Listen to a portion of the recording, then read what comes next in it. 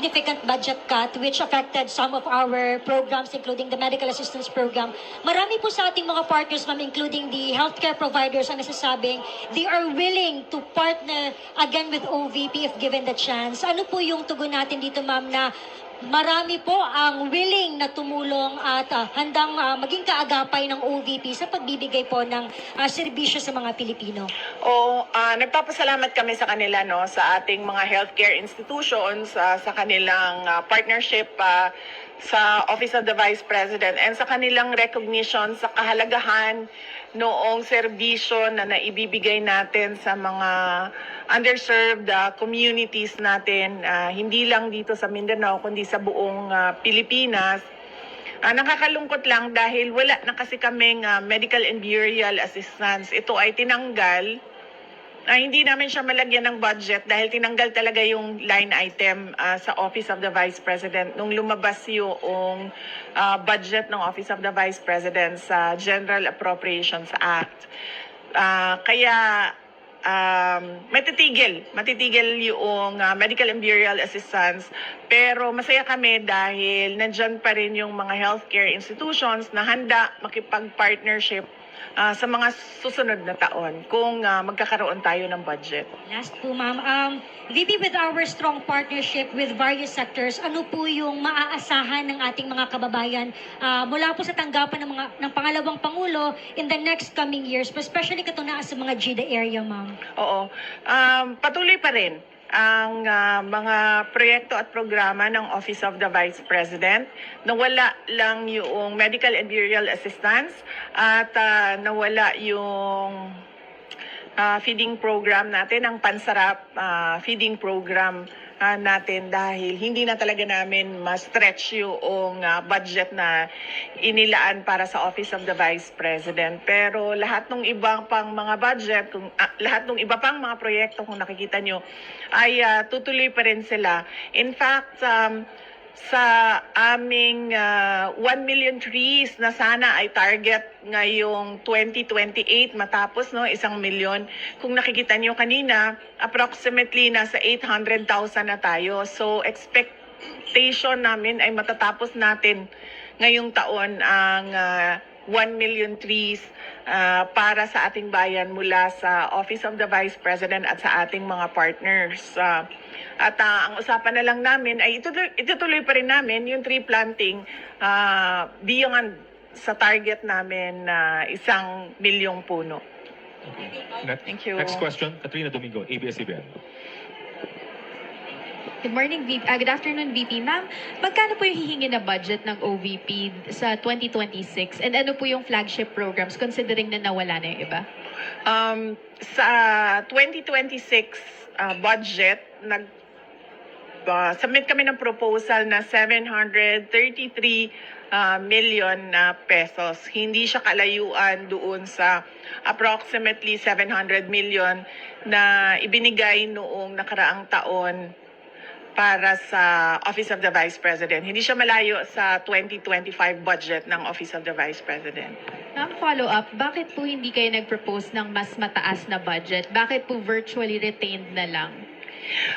Dahil inaasahan ko naman na hindi ibibigay yung budget ng Office of the Vice President. Dahil nga hindi naman kami kaalyado ng administrasyon. At nakita na natin yon noong nakaraang taon na syempre kung hindi ka sumusunod, hindi ka kaalyado, ay hindi ka mabibigyan ng pondo para sa mga proyekto ng opisina mo.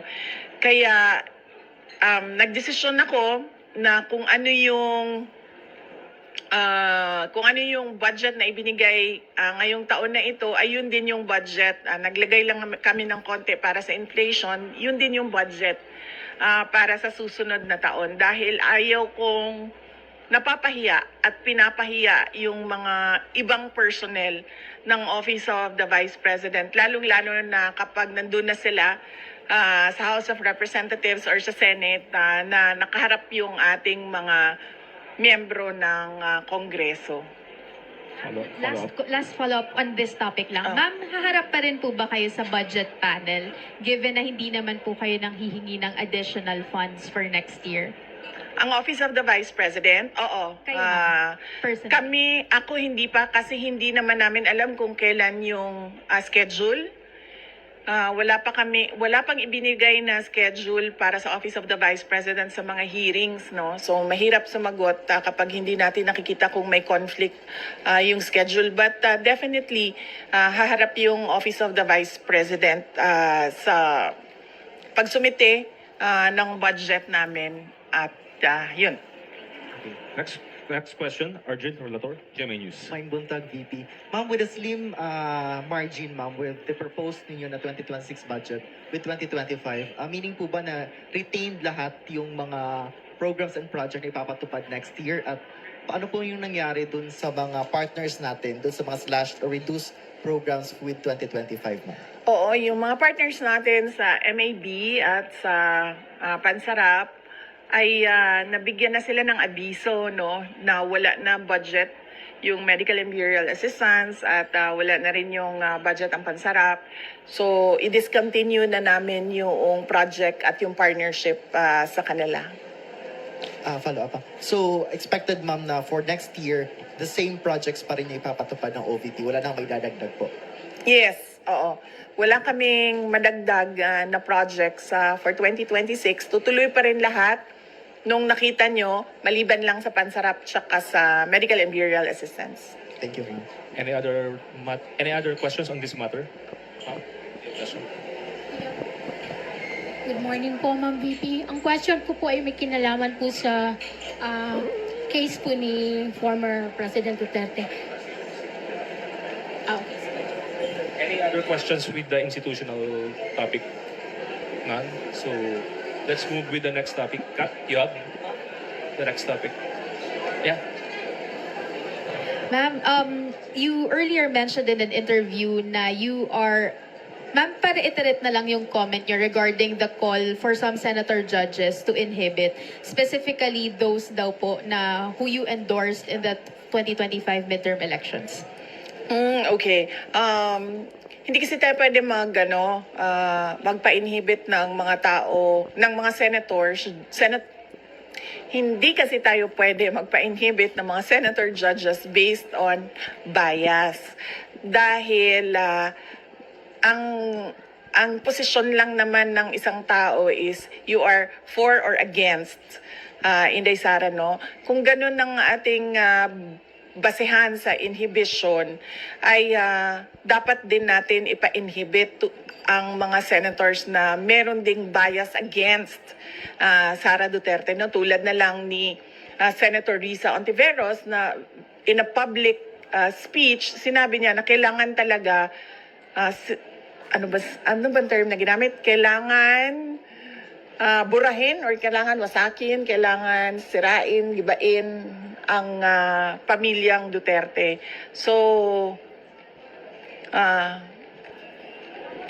kung ganon na magpa-inhibit tayo